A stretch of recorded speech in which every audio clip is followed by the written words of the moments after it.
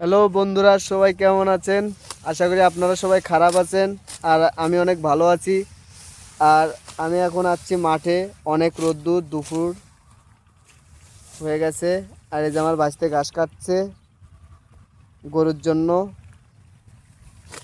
আর অনেক দিন মাঠে আসা হয় না, তো হুট করে মন চাইলো মাঠে আসি আর প্রকৃতির সাথে মিশে যাই। আমার বাড়িতে গাছ কাটছে, সবাই দেখতে থাকুন। বাড়িতে তুমি কিছু বলো।